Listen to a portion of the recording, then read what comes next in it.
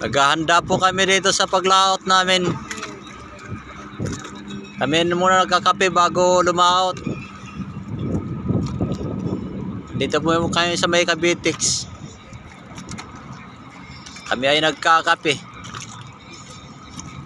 Kami mga mandaragat ay sadyang naghahanap buhay para sa aming pamilya.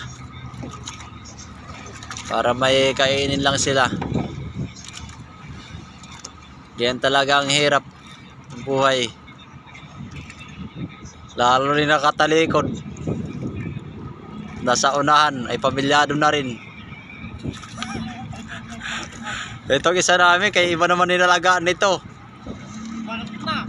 Hindi na yung asawang himasin eh. Manok na.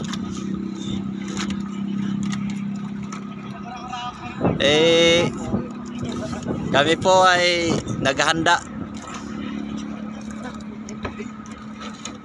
Sisisid po kami at mamamana ng gabi. Susubukan lang namin kung may makuha kami dito sa Cavite, sa may Bacoor.